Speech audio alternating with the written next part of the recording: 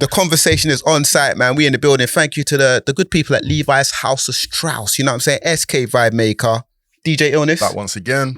Fricktion's in the building. What's up? Welcome to the show, my brother. Long time coming, man. Thank you for rolling through. Thank you for having me, man. It's Man Them in the studio. I was going to say Man Them on the wall. There's no wall. There's no wall. Do you remember that show, Man Them on the Wall? I didn't watch it. There was just the one clip with the roller skates that was brilliant. Okay, if you've seen that, you've seen that. If you ain't, you ain't. Carry on, sorry. There was like, because we're going to remember DMX shortly, yeah. There was a Rough Rider song, I think it was World War III, when it's like, state your credentials, gangster, or something like that. Do you remember that song? I don't remember that song. I'm not going to lie. Dun, dun, your renditions of songs sound so out of key. Do you know the song though? No, if I hear it, listen, I've heard all of the. Do you know the World War III? Do you know World War III? Yeah. It was, and they're like, state your credentials, gangster, or something like that. I don't know what song you're referring to. It's called World War III. Okay. Well, I'm going to say, state your credentials, gangster. Fricktion. Let everybody know what they should know about Fricktion. Okay, man. that was a seg right there. That was the way. That was the way. I get it now. So when he's not playing games, he's actually quite good at this microphone interview. What was the question? Conversation thing. Introduce myself. Yeah, man. Let everybody know you. Oh, man. I'm right to the camera, right? Just say to the camera. Just wherever you want, man. I'm a DJ producer. I've been producing and DJing for over 20 years, 2 decades. Played pretty much all over America, built a brand over the last however many years in the West End, a lot of those venues. I'm from Birmingham, born and raised. As a producer, I've worked with like Wu-Tang Clan, more recently Chris Brown. I did Potter Paper's latest single. Couple tracks on the Chris Brown 1111 people. Thank you, man. This guy's humble. He'll sit there and he'll just be like, yeah, you know, I did this and I did that. It's not even a humble brag. But I know you see we're talking about each other. You're like that, but nah, man, talk your stuff, I mean, man. when I'm talking about myself, it's like, I feel like, oh man, like, I don't do it often. You know what I'm saying? So like, cheers for putting me on the spot like that. I'm sorry, man. I didn't mean.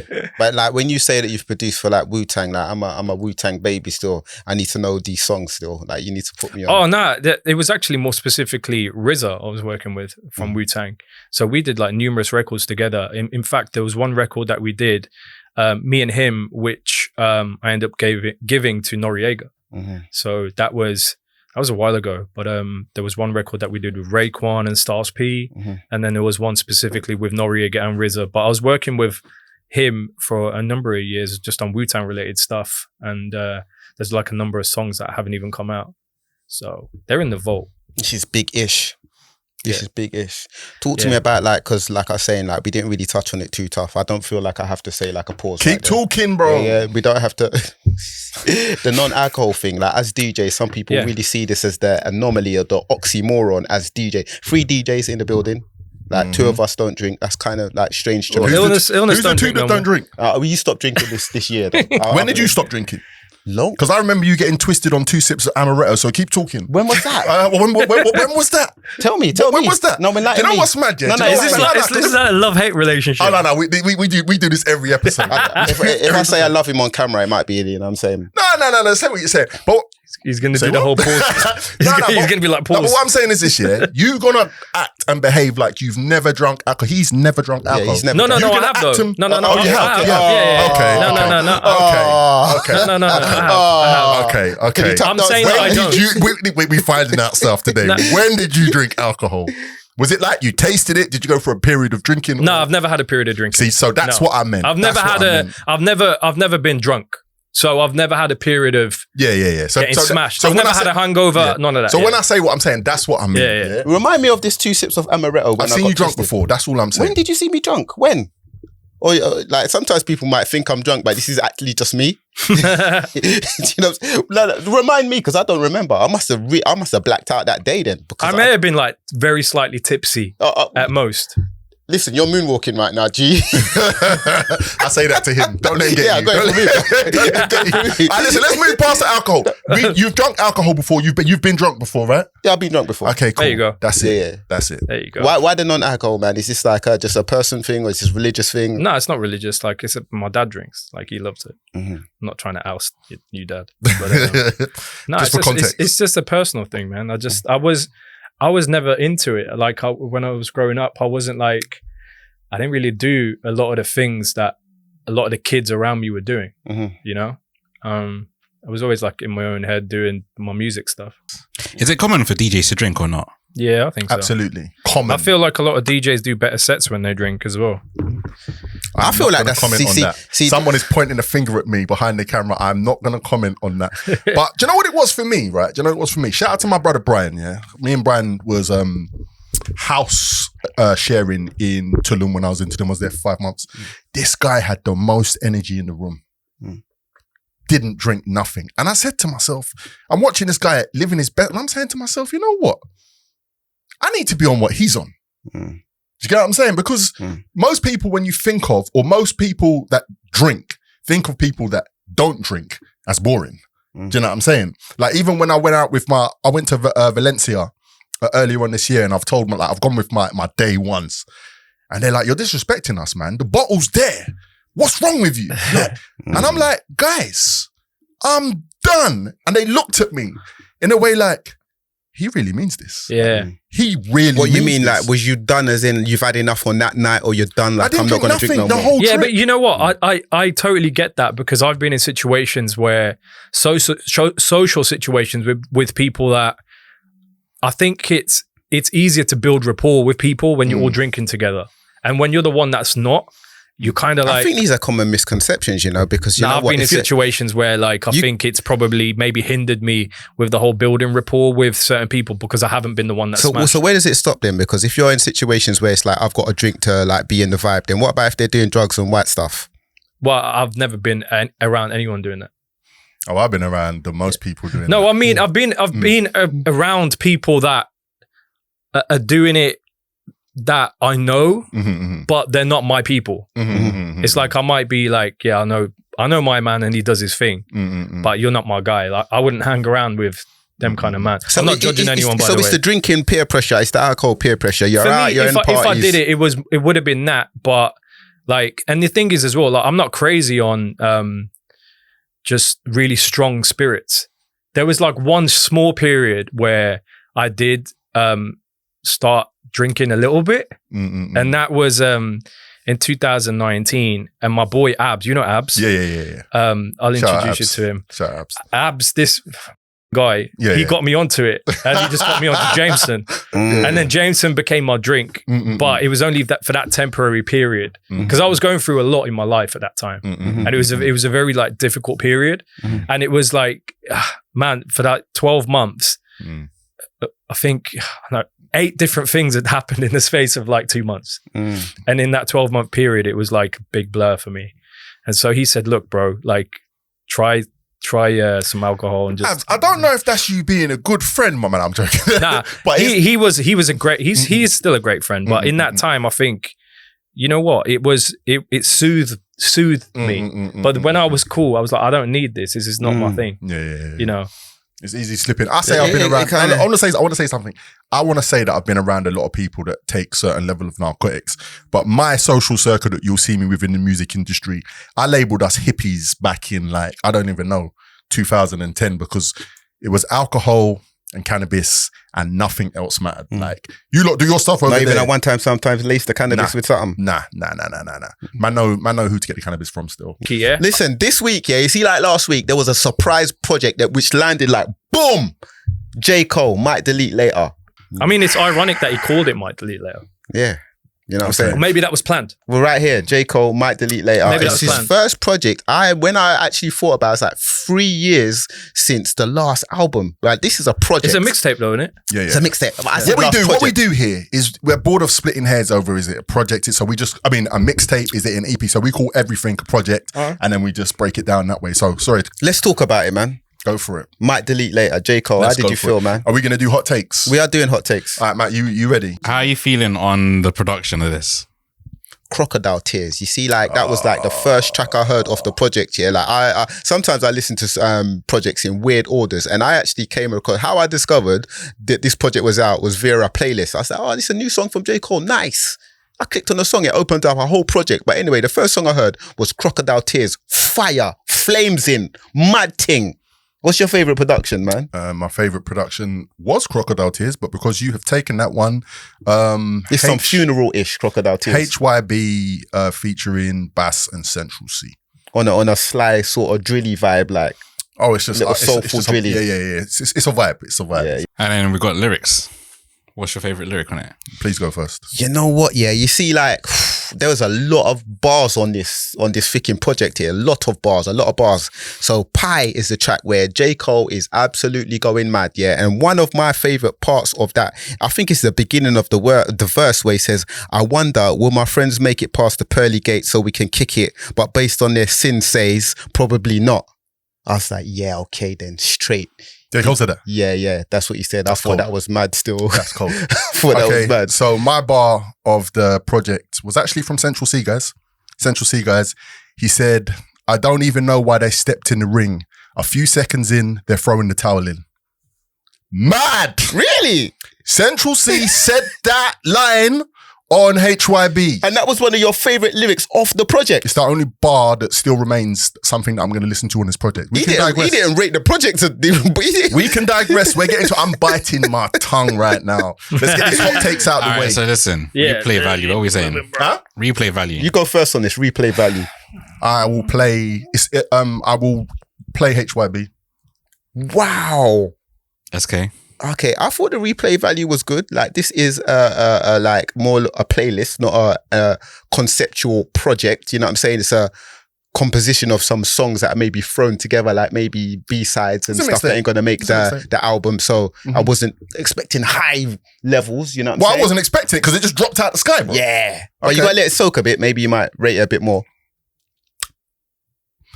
Carry on. All right, what we're saying. You might have to zoom in on that. That was a bite tongue stick. Yeah. Let's get these hot takes done.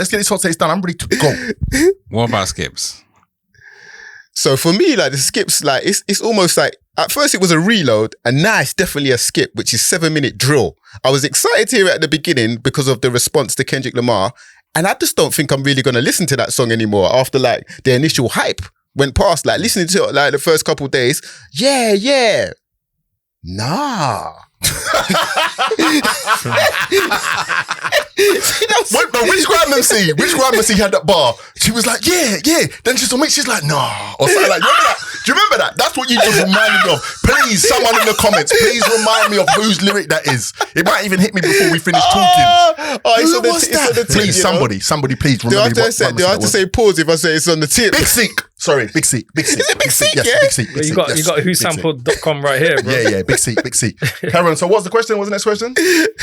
Skips. Yeah, what's your skips? Every single song except from HYB.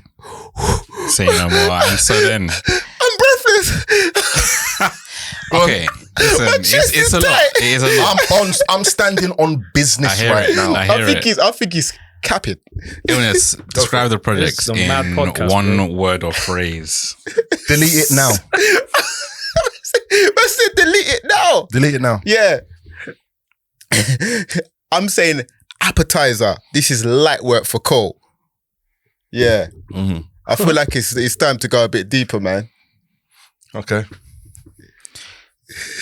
Are we done? Hot takes done. Yeah, hot takes done. Okay, cool. Sorry. This is Cole's first offering since the off season, his last album, which was 2021. And we can't say this was anticipated because was highly anticipated. Yeah, off season was. You know what I mean? When a J. Cole album drops, we're ready. We're ready to, listen to that, replay. But I can't believe it's been 3 years, literally to the month. Like off season came out May 2021. Credit to J. Cole. He's been very active in those 3 years. So I didn't even feel like it'd been 3 years since he dropped his last project because he's been so visible. I mean, First Person Shoot with Drake was the first mention that I had when he said, my album's coming, I call it, is it The Fall Off? Yeah, The Fall Off. Okay, The Fall Off. So he said it, and when was that? That was maybe that's like, it's them times. It's 2021 times. Yeah, back in the last year. I'm trying to think of the season. It's like the fall or autumn of last year, if you're in England, of last year. So now, I was really highly anticipating this project. And then obviously certain things have happened. Kendrick has just put his foot down in the middle of the rap scene and caused an earthquake. So it's like, we need music now. I already said, man, on the morning that this project dropped, which was a nice surprise, Crocodile Tears was the first song that I heard, and I thought this one is a madness, and I can't believe you don't rate it too. Well, you rate the production, right?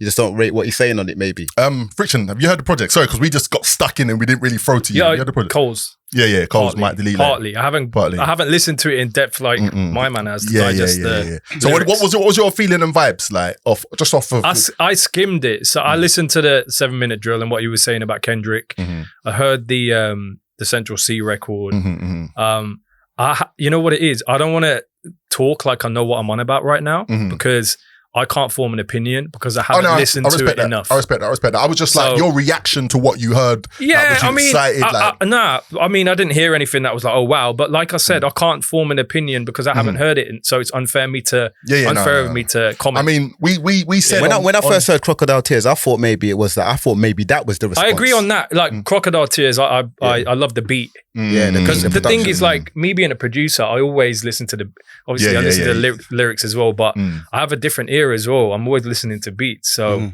you know, that what was a drill record? It was a Central C one. It's like a basic drill beat to me. It was basic, you know. But it was a vibe though. But it was that's what was just needed for him to get his point across. So I get it.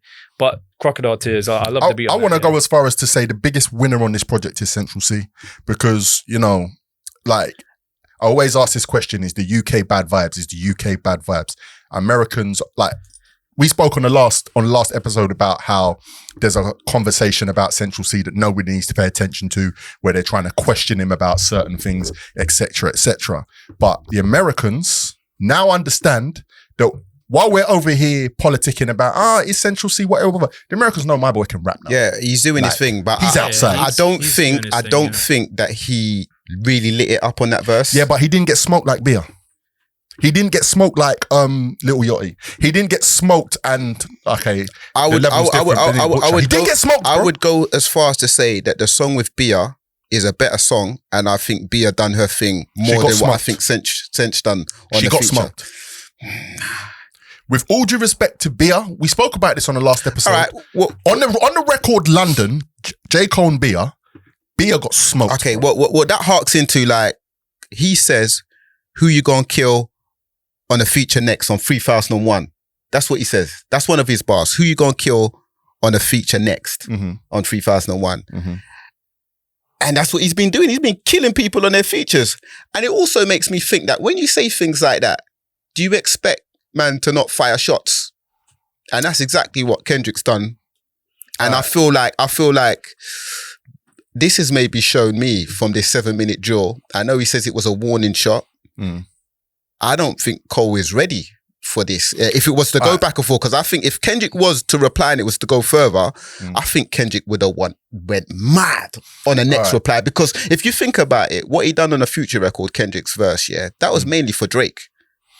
Listen, we have been speaking for almost a month. Like, at the time of recording this, because apparently if Joe Budden is the oracle of hip hop that every blog thinks he is right now, by the time this episode airs, some records should have dropped. They've apparently already been recorded. Some records should have dropped. So at the time of recording, none of that's happened yet. So you're probably watching this and you might be thinking, but why are you not getting into? Ain't happened yet, right?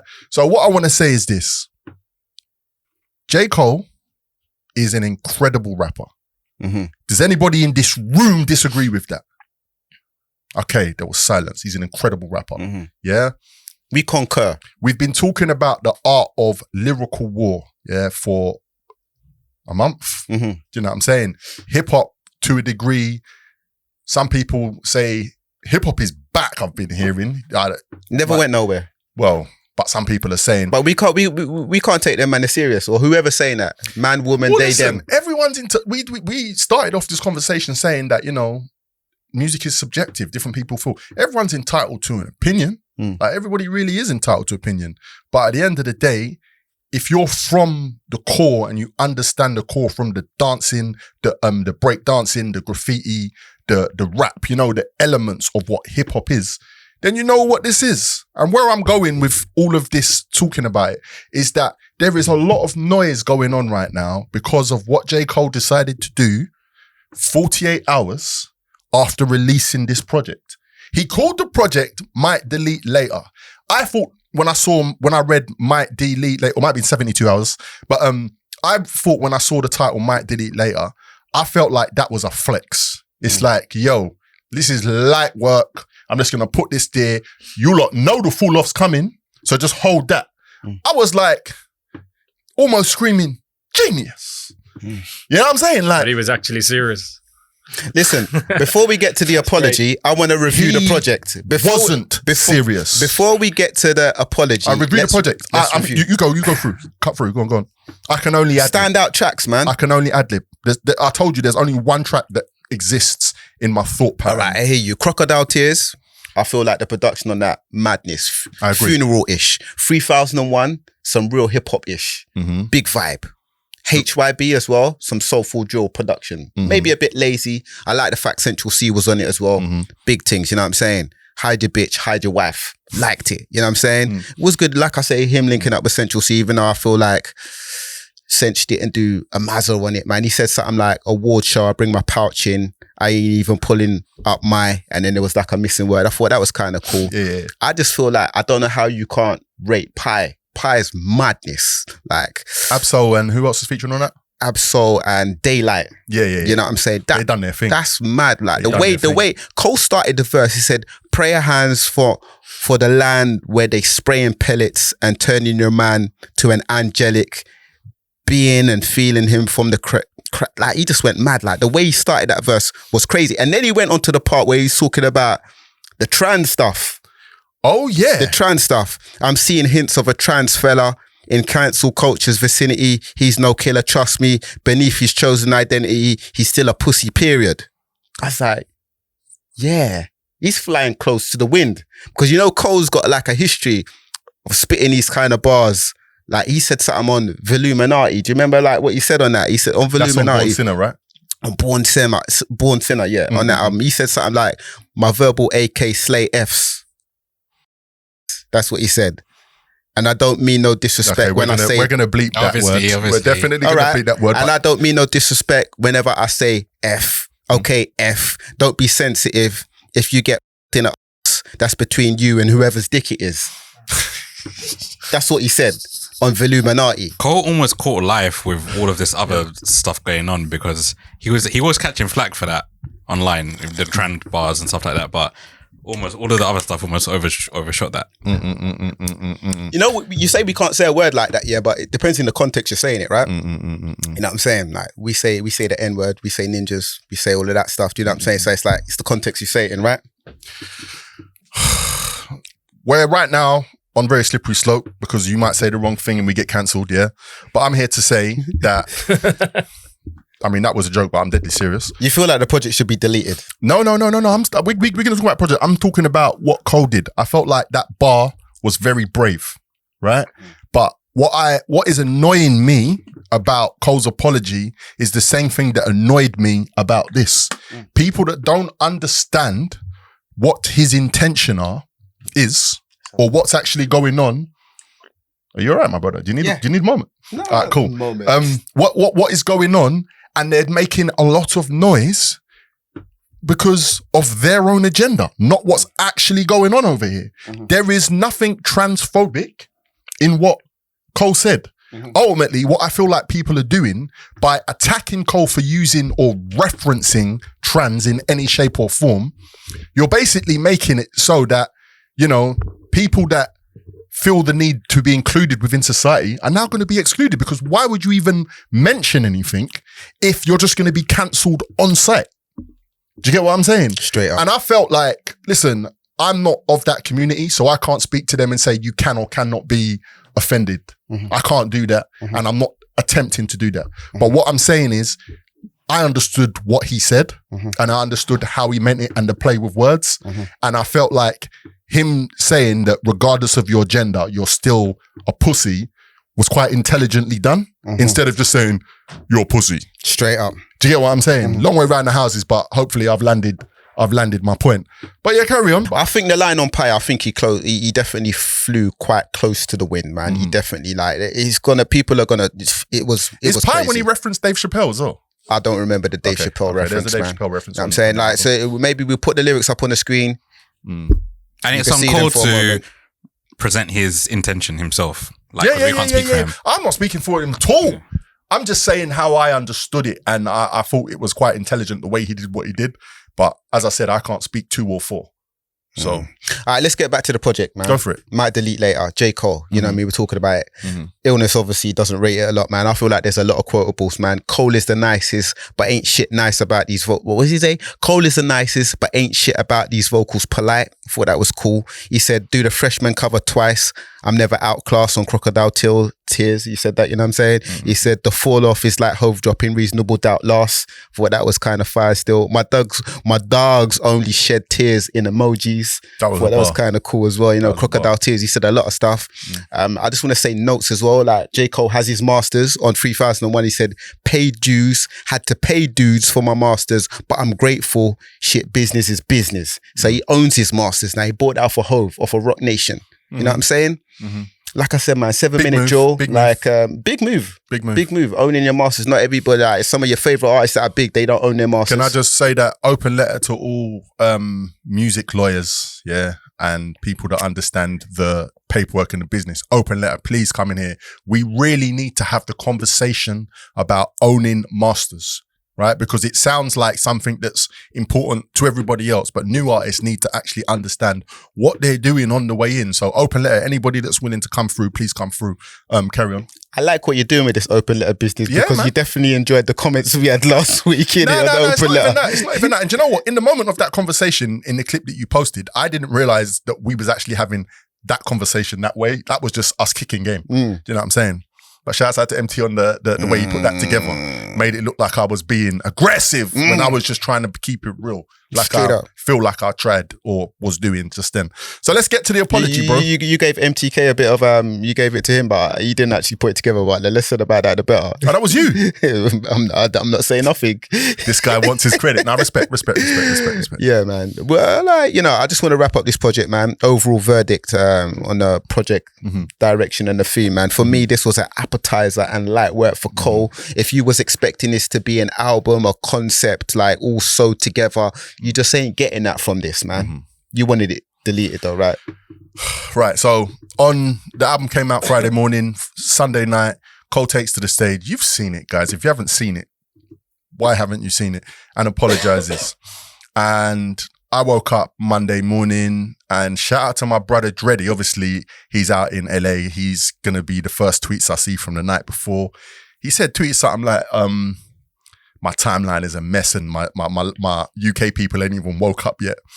And I was like, something's happened. Because Dreddy don't speak often. And when he speaks, something's happened. Are we talking about diss and delete, yeah? Diss and delete.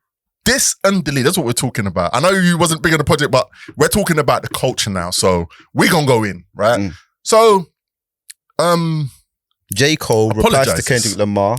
The only line of note in that whole apology is that he said, I couldn't sleep for the past 72 hours. This didn't align with my purpose. And, you know, my chin is out. Feel free to take a shot at me. I'll take it on the chin and just keep it moving. But when we're talking about the 7 minute drill, your first shit was classic. Your last shit was tragic. Your second shit put ninjas to sleep, but they gassed it. Your third shit was massive. And that was your prime. You like those lines, the next line was very important.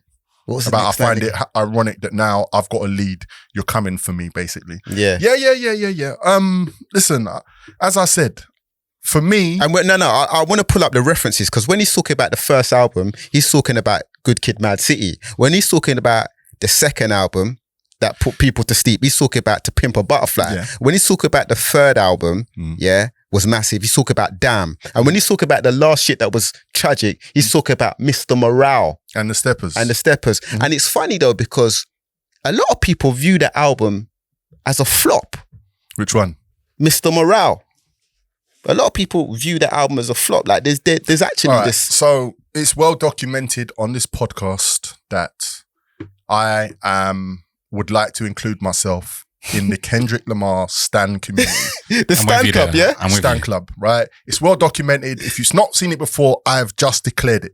My brother Fricktion, was one of the first people. He was on Section 80, right? To work with and even play Kendrick Lamar in this country. Do you know what I'm saying? So, are you with me on the stan community or are you just a fan? Don't mess with me because I went to his first show in the UK as well. I was there. But he wasn't even in the UK when... No. But I'm saying don't mess with me though, because I was at the first show. So are you part of the stan community or not? I'm not part of the stan community, but cool. I am a fan of Kendrick Lamar. The stan community, that's a different one still. Okay. Like, I don't have a Kendrick Lamar t-shirt. Listen. If I don't buy Kendrick Lamar merch, if his album comes out on the day, I'm going to listen to it, but it's not the first thing I'm going to have before breakfast. I just want to say, that's Stan type culture. I just want to say that when I say I'm a Stan, it means in any music that he drops, I need to listen, before breakfast, decipher, and spend time with. The buying merchandise is a behavior that is not part of my Stan membership. No, because you're saying Stan, yeah. Let's get up. Stan. He's going to drag it now. I'm a devout fan, but I thought Stans were devout fans. So if you want to start getting into Nike stuff, that's when I stop. Sorry. The term Stan originated from the words stalk. Oh, come on. Okay, guys, it's time for the moonwalk from DJ Illness. I'm about to get up, crease up my Jordan 4s and do the moonwalk. I'm a devout fan. Thank you. You're still the combination, the word, the term Stan originated from the combination of the words stalker and fan, but has ever since evolved to become the positive term for fans who highly engage and support. Back in the stand. Okay, cool. You see this guy, yeah? I keep telling you, this guy likes to diss you with a smile on his face so you don't get angry at him, right? Because I know you're not a stan though. I know you're a big fan. Yeah, all right, whatever. Listen. You'd be hilarious as a stan though, bro. Let's not do that. Have you seen that meme of who is it? There's that meme where he's just hiding behind the tree. No. See, yeah, on that you know that you show on Netflix. You ain't going broke for Kendrick Lamar. Like, there's people. I'm not missing another Kendrick Lamar tour in this country. I hear you. Missing it. But would you not pay your mortgage or your rent instead of like buy a Kendrick Lamar? As a man, I'm not putting. I wouldn't advise you to do that. We had a conversation about mortgages the other day. That's Stan type behavior. Okay. A fan that will make themselves go broke for their favorite artist. No, but listen. They're following their artists around the world and stuff. I'm a Stan, but I'm a family man first, so I can't be anything outside of the house. Stand. We're family stands in here, man. Yeah, so anything outside of the house, anything outside of the house don't exist. He's dragging it. It's not drag. Okay, wait. Side note. Of any fan base, how many do you think are Stans? Who knows, man? Michael Jackson has very few. Michael Jackson has who knows, yeah? But say something. We'll never see that again. Say something negative online about Beyonce and the Beehive gonna come for you. Yeah. Do you know what I'm saying? Say something. I mean, I don't even know how powerful the Gaga ones are, but they were really powerful. They don't mess about. At the time. The Barbs as well. The Barbs.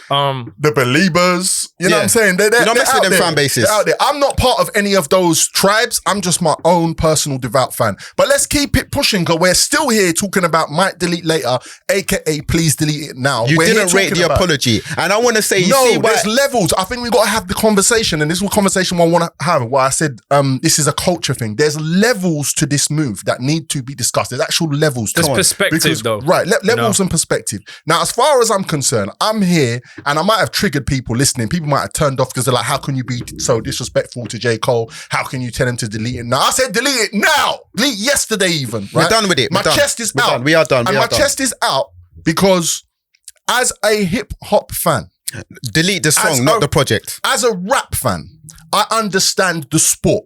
The same way I understand the World Cup, the same way that I understand UFC, the same way that I understand WBA and all of the different boxing championships. It's a sport, guys. It's a competition.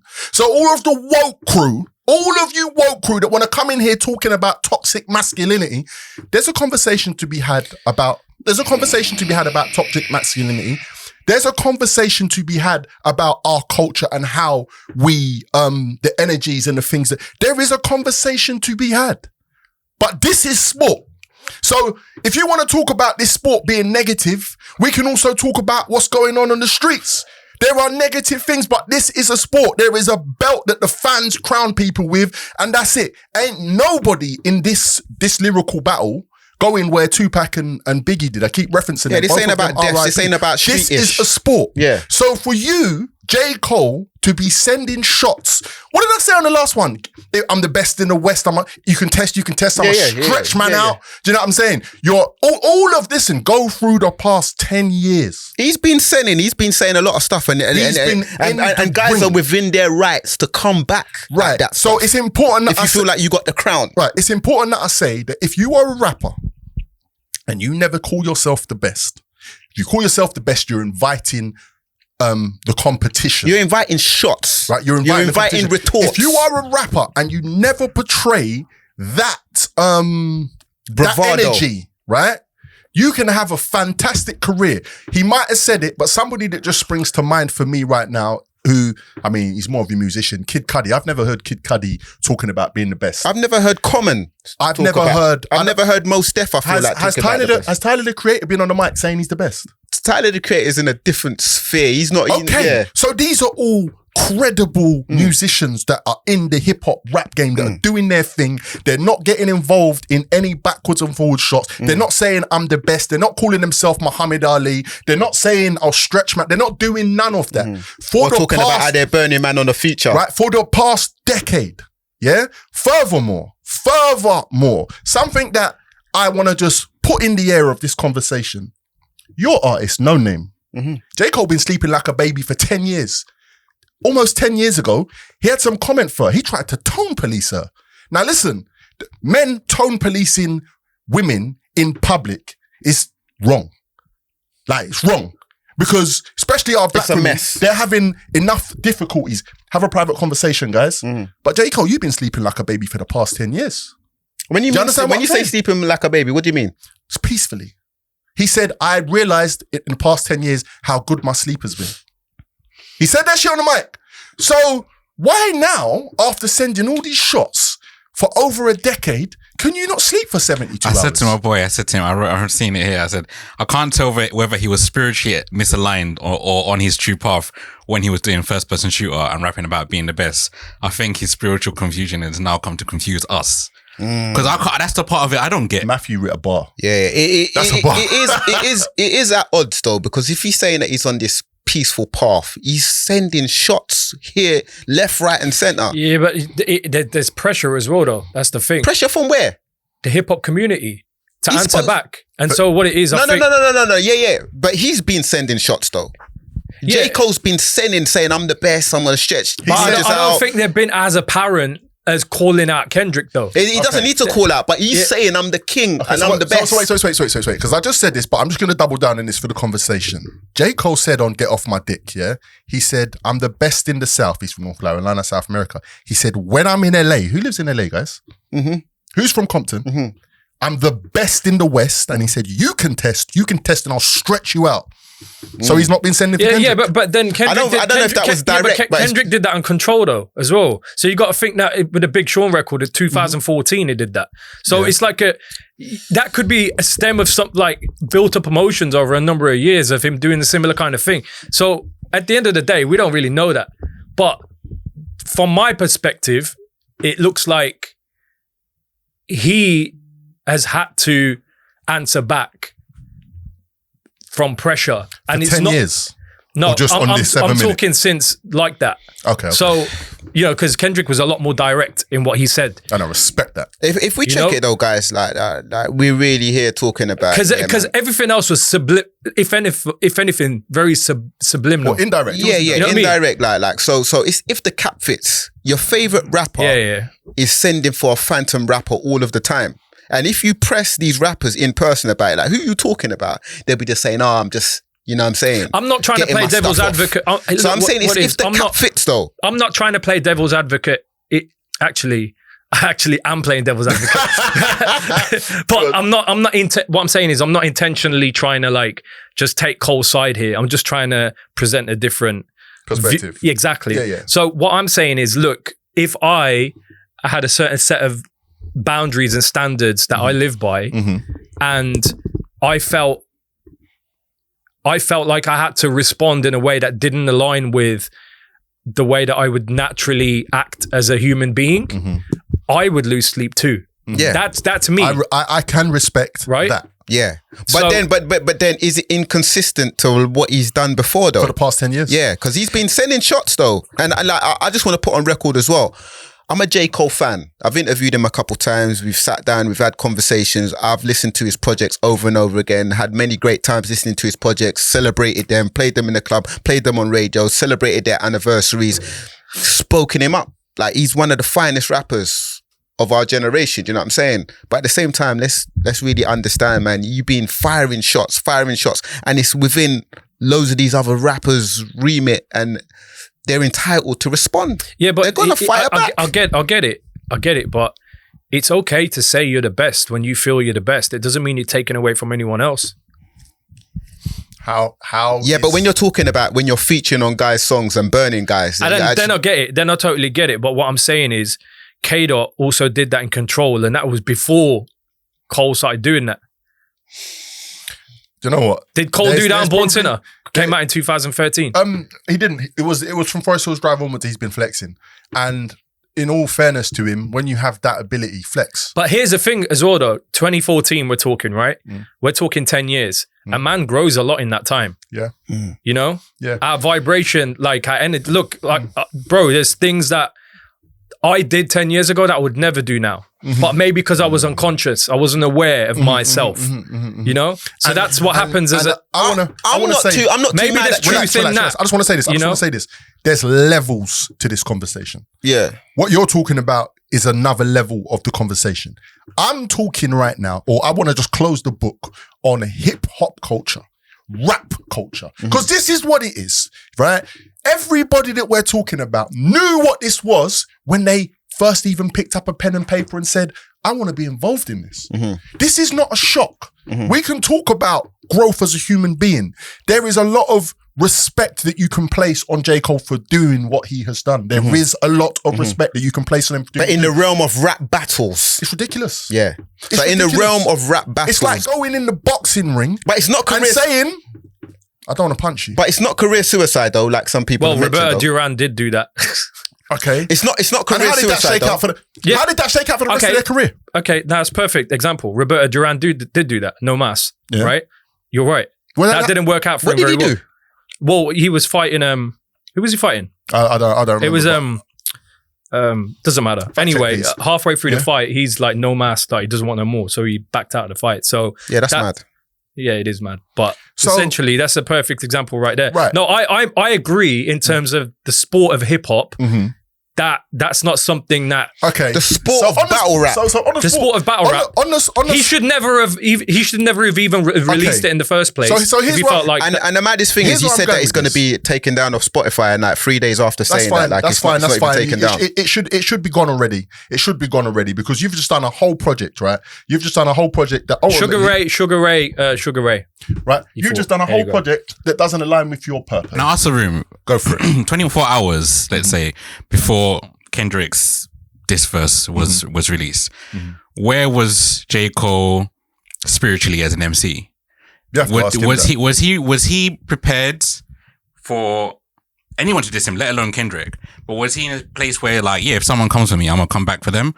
Or was he already in that place of like, nah, he was inviting the competition all over the place. Like, credit to J. Cole. J. Cole being kicking street knowledge is not new. He did a whole project called KOD, which is Kids on Drugs, where he challenged the rappers that are promoting the message that drugs are a good idea. After, in that period of time, 4 or 5 notable new acts passing away from drug-related deaths. Do you know what I'm saying?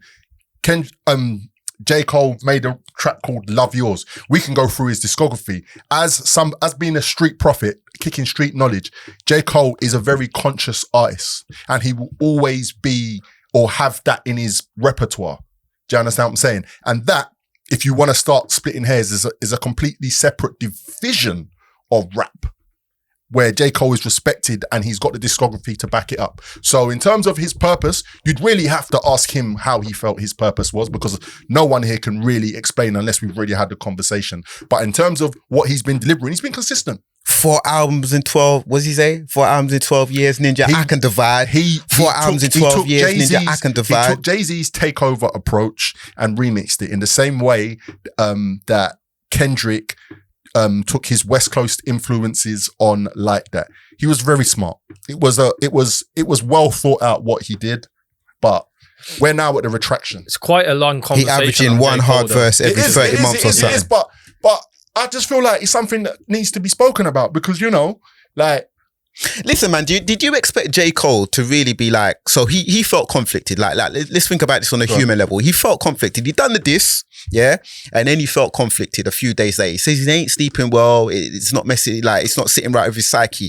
Did you then expect, like, he made a mistake? He feels like he made a mistake. Did you expect him to hold that in himself. It's gonna eat him up. We've seen many a man and many a rapper play a character that's not them. He's feeling like he was doing a character that weren't him. Yeah. So he retracted. But for him to let go of his ego in front of his hometown. You get me? That's a big statement in itself. Yes. So as I said, it goes against the rules. Now I want to talk to that level of exactly what you just said. As a man, yeah, do you know what? There's one thing that I just want to put out there, because if I don't say it, I'm going to be annoyed I didn't say it. The way I felt about J. Cole is like, you know them gang members that are on beef, it kicks off and they're gone. That's J. Cole in rap beef as far as I'm concerned. But dude, he's been in the mic for the past 10 years. Yeah, but he's never been no Suge Knight character, bro. No. He's never been no G like that. This is rap. This is not street stuff. Don't mix my words. I'm not saying that he was in the streets talking like he's a gangster. I'm saying it's parallel to the person that's in the gang. I'm on crud, the beef kicks off and they cut. Mad thing. That's what it's a parallel to. Now listen, I've got that off my chest. It's on the camera. In terms of being a man, realizing that you're not doing things that align with your character, with your character, align with what you feel like to be your purpose, and you standing in front of everybody and saying, listen guys, this is me, this is what I stand for, and whatever stones you want to throw will not break me.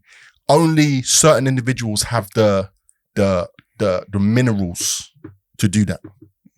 Certain individuals have the minerals. Bro, you're raising like a high vibration in order to do that, because a lot of people are petty and narcissistic that would never do that. And so that's why I'm saying, bro, like as men, all of us in this room, every man's got pride and ego. Facts. We're trying to eliminate it as we get older, as we learn as a man. As we become more wiser, as we go through life, we get experience, you know what I'm saying? Like we look back on our mistakes like I have, you know what I'm saying? So from that perspective, I commend him.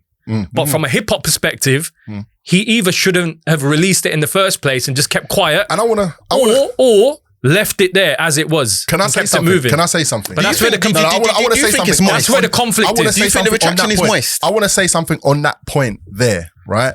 I feel like, I don't care what industry you're in. I don't care what job you have. I don't care what you're doing.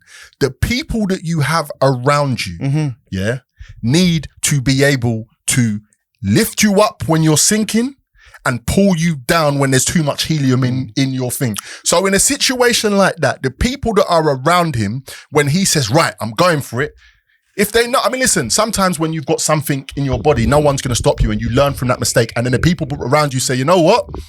Your ears was too hard, so you felt. You understand what I'm saying? So I don't know what the situation is, but I just feel like it's key to have the right people around you that remind you who you are. I know, you're right.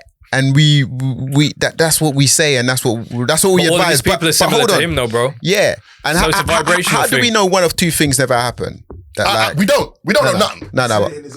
In his apology, he said, I know my guys are going to be in my ear saying, nah, I don't do that. Yeah. So one, he did let me talk. He could have yes men around him that just like maybe didn't agree with what he was doing. Now, hold on. He could have yes men around him that didn't agree with what he was doing and just let him do what he's going to do. Or you could have had people around him that said, nah, I don't think you should do this, Cole. But Cole's Cole. He's the brand. He's the king of the castle. Listen. And he said, I'm doing this. You can take a horse to water. Do you know what I'm saying? You can take a horse to water, but you can't make it drink, right?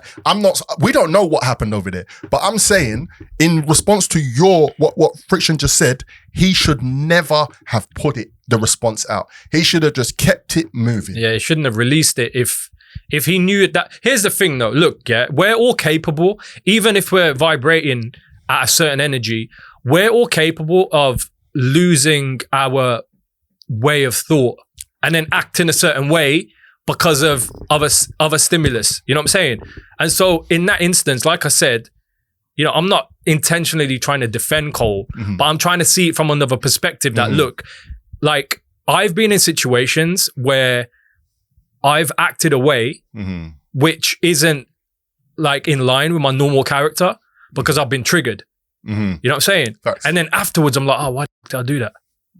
You're telling me you haven't done that? Listen, you're telling me you haven't done that? If that's never happened to you, then you've not grown. Everyone's done that. So who's to say that this is not the same situation? No, it could, you know what I'm saying? It really could be. Like here's the thing. He's feeling a certain emotion. Oh, we're gonna get this track out, this project out. I'm cool with it.